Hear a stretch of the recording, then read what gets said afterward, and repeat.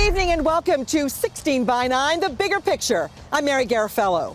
It's being called a dangerous pipeline of criminal activity. We're not talking about drugs here, but rather tobacco smuggling, contraband cigarettes. 90% come from Indian reserves on the U.S. side of the border. And with a bag of 200 illegal cigarettes costing as little as $8, it's no wonder it's become big criminal business in Canada.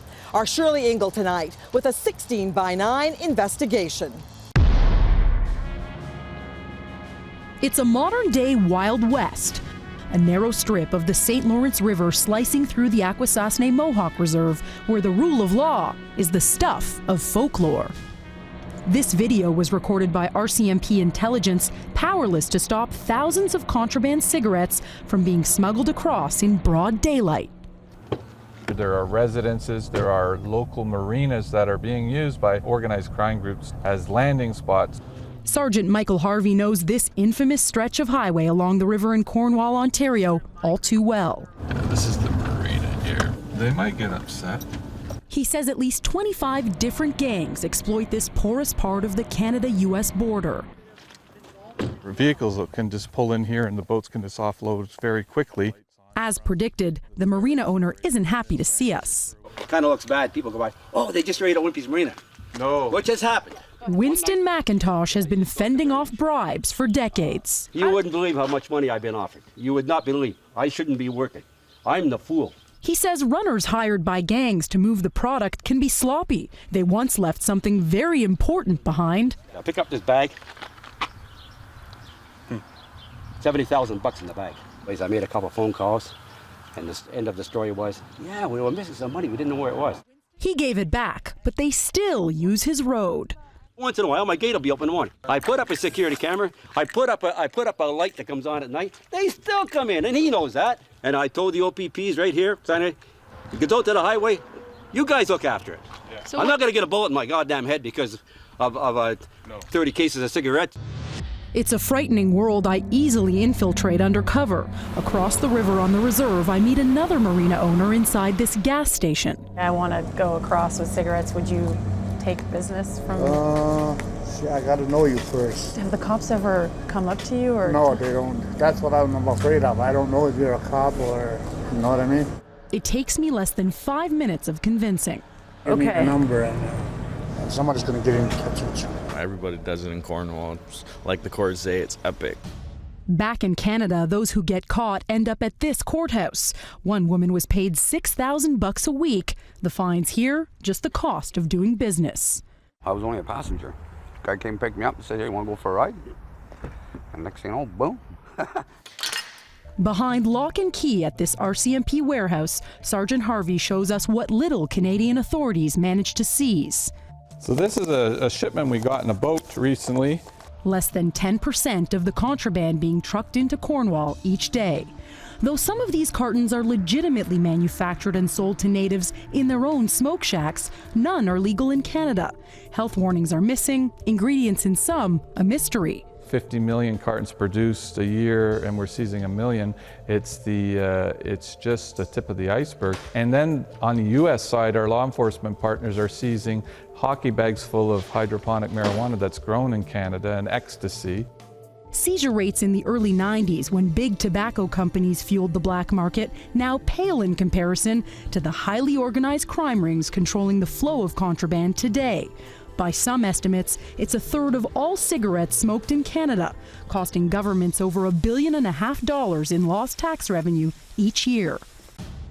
do you care if they're losing taxes on cigarettes? Oh, of course I care. At this church on the reserve, the groundskeeper boils it down to this: we're in no man's land for authorities. What do you see going on around here? Many boats. His voice is quickly drowned out by a motor. See, now how can we tell what's in that boat? Where are they going? They're going directly to Cornwall Island. But how do you catch them? This is the jurisdictional tightrope over a dozen law enforcement and customs agencies are walking. I'm standing in Quebec. Across the river, Ontario. Less than a kilometer in front of me, New York State. And all of this is considered sovereign Mohawk territory. The Americans would never tolerate a situation if the reverse was occurring and the American market was flooded with contraband from Canada. Tobacco control activist Rob Cunningham has been urging Ottawa to crack down since the 90s. Now a lawyer with the Canadian Cancer Society, he's still waiting to see the report from a contraband task force struck by the public safety minister last spring. To us, it's sort of inexplicable why there are available remedies that have not been implemented despite the magnitude of the problem. There's been a change of the guard on both sides of the border. Without any further ado, the Secretary and the Minister. Turns out our new public safety minister didn't tell the woman Barack Obama put in charge of Homeland Security about the production haven on her soil. 10 illicit cigarette factories on the U.S. side of the Akwesasne Mohawk Reserve, and there's a perception among many Canadians that the U.S. isn't doing enough to crack down. How are you cracking down? Quite frankly, you're the first person who have told me about that particular issue, and I'm not sure that would be the jurisdiction of the Department of Homeland Security. The minister quickly stepped in. That's directly the jurisdiction of the Attorney General, Eric Holder, and I will be intending to raise that subject matter with him. So we followed up a week later. He was not aware of the problem at the time, and he's interested in learning more about it. One thing the two countries have done is ink an agreement to conduct joint armed patrols on shared waterways. The program, called Shiprider, aims to end the cat-and-mouse game along the St. Lawrence. The RCMP official in charge of border integrity admits so far the Mohawks haven't been on board.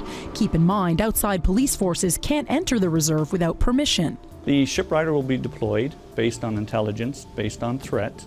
Still, even Native authorities trying to crack down from within face opposition.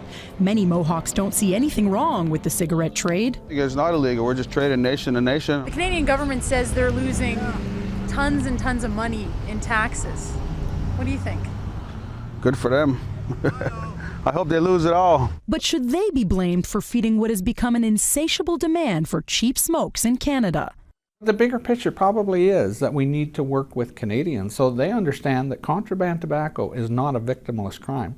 This is money that fuels organized crime. The Americans tell us that they have some indication that it goes offshore and feeds some terrorists. Try telling that to these 15-year-old Ottawa high schoolers. Obviously natives are illegal, everybody knows that, but we don't want to spend all our smokes on all our money on smokes, I mean. A carton of 200 illegal smokes, as little as $8. A legal carton of the same amount, up to $90 in some Canadian cities. Some convenience stores are really cheap and they'll just sell them to you.